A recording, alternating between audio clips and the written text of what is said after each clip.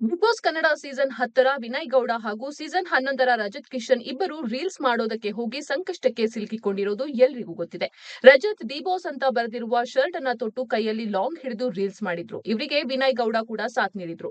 ಇದನ್ನು ರಜತ್ ಕಿಶನ್ ತನ್ನ ಇನ್ಸ್ಟಾಗ್ರಾಂನಲ್ಲಿ ಪೋಸ್ಟ್ ಮಾಡಿದ್ರು. ಆ ವಿಡಿಯೋಗೆ ಟೀಕೆಗಳು ವ್ಯಕ್ತವಾದ ಬೆನ್ನಲ್ಲೇ ಶಸ್ತ್ರಾಸ್ತ್ರ ಕಾಯ್ದೆ ಅಡಿ ಇಬ್ಬರನ್ನು ಬಂಧಿಸಲಾಗಿತ್ತು. ಮನರಂಜನೆಗಾಗಿ ಮಚ್ಚು ಹಿಡಿದು ರೀಲ್ಸ್ ಮಾಡಿದ ರಜತ್ ಹಾಗೂ ವಿನಯ್ ಈಗಾಗಲೇ ಬಿಡುಗಡೆ ಭಾಗ್ಯ ಸಿಕ್ಕಿದೆ. 3 ದಿನಗಳ ಜೈಲುವಾಸ ಅನುಭವಿಸಿದ್ದ ಇಬ್ಬರಿಗೂ ಈ ಪ್ರಕರಣದಲ್ಲಿ ರಿಲೀಫ್ ಸಿಕ್ಕಿದೆ. ಜೈಲಿನಿಂದ ಬಿಡುಗಡೆಯಾದ ಬಳಿಕ ವಿನಯ್ ಅವರು ವಿಡಿಯೋ ಮೂಲಕ ತಮ್ಮ ಅಭಿಮಾನಿಗಳಲ್ಲಿ ಕ್ಷಮೆಯನ್ನ ಕೇಳಿದ್ರು. ಈಗ ಸಂದರ್ಶನವೊಂದರಲ್ಲಿ ಇನ್ನಷ್ಟು ಮಾಹಿತಿಯನ್ನ ಹಂಚಿಕೊಂಡಿದ್ದಾರೆ. ಬಾಯ್ಸ್ ವರ್ಸಸ್ ಗರ್ಲ್ಸ್ ಶೋನಲ್ಲಿ ನಂಗೆ ಪುಷ್ಪಾ ಕ್ಯಾರೆಕ್ಟರ್ ಕೊಟ್ಟಿದ್ರು. ಪ್ರತಿ ವಾರವೂ ಕಂಟೆಂಟ್ ಮೇಲೆ ಅದರದ್ದೇ ಆದ ಕಾಸ್ಟ್ಯೂಮ್ ನಲ್ಲಿ ನಾವು ರೀಲ್ಸ್ ಮಾಡ್ತಾ ಇದ್ವಿ.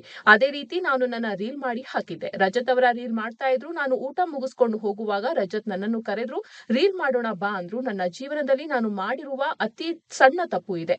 ನನ್ನ ಜೀವನದಲ್ಲಿ ಪ್ರತಿಯೊಂದು ಹೆಜ್ಜೆಯೂ ಯೋಚನೆ ಮಾಡಿ ಇಡ್ತೀನಿ. ಆದ್ರೆ ಆತುರದಲ್ಲಿ ಸೆಟ್ ಪ್ರಾಪರ್ಟಿ ಬಳಸಿ ರೀಲ್ ಮಾಡಿದ್ದು ತಪ್ಪಾಯ್ತು ಅಂತ ಹೇಳಿದ್ದಾರೆ. ನಾನಿಲ್ಲಿ ಯಾರನ್ನು ದೂಷಿಸೋದಿಲ್ಲ. ಅದು ನನ್ನ ತಪ್ಪು. ನಾನು ಯೋಚನೆ ಮಾಡ್ಬೇಕಿತ್ತು. ನನ್ನ ಜೀವನದಲ್ಲಿ ಪೊಲೀಸ್ ಸ್ಟೇಷನ್ ಅನ್ನೋದನ್ನೇ ನೋಡದೇ ಇದ್ದವನು ಡೈರೆಕ್ಟ್ ಜೈಲಿಗೆ ಹೋಗುವ ಹಾಗಾಯ್ತು. ಇನ್ಮೇಲೆ ರೀಲ್ಸ್ ಮಾಡ್ತೀನಿ. ಆದ್ರೆ ರಜತ್ ನಿನ್ನ ಜೊತೆ ಯಾವುದೇ ರೀಲ್ಸ್ ಮಾಡೋದಿಲ್ಲ. ನನ್ನನ್ನ ಬಿಟ್ಬಿಡು ಅಂತ ವಿನಯ್ ಗೌಡ ಹಾಸ್ಯಮಯವಾಗಿ ಹೇಳಿದ್ದಾರೆ. ಇನ್ನು ಪೊಲೀಸರ ತನಿಖೆ ವಿಚಾರವಾಗಿ ಮಾತನಾಡಿದ ವಿನಯ್, ಪೊಲೀಸ್ ಇಲಾಖೆಯವರು ಅವರ ತನಿಖೆಯನ್ನ ತುಂಬಾ ಚೆನ್ನಾಗಿ ಮಾಡಿದ್ದಾರೆ. ಸೆಲೆಬ್ರಿಟಿ ಅಥವಾ ಸಾಮಾನ್ಯ ಮನುಷ್ಯ ಎನ್ನುವ ಭೇದ ಭಾವ ತೋರದೆ ಆ ಪ್ರಕರಣದಲ್ಲಿ ಏನೇನು ಇದೆಯೋ ಅದರ ಪ್ರಕಾರವಾಗಿ ಅವರು ತನಿಖೆಯನ್ನ ಮಾಡಿದ್ದಾರೆ. ನಮ್ಮಿಂದ ಪೊಲೀಸ್ ಇಲಾಖೆಯವರು ಹಣ ಪಡೆದಿದ್ದಾರೆ ಎನ್ನುವ ವಿಡಿಯೋಗಳನ್ನೆಲ್ಲ ನೋಡಿದೆ. ಅದೆಲ್ಲ ಸುಳ್ಳು. ನಾವು ಅವರಿಗೆ ಯಾವುದೇ ಹಣ ಕೊಟ್ಟಿಲ್ಲ. ಅವರು ನಮ್ಮಿಂದ ಯಾವುದೇ ಹಣ ಪಡೆದಿಲ್ಲ ಅಂತ ಸ್ಪಷ್ಟನೆಯನ್ನ ನೀಡಿದ್ರು.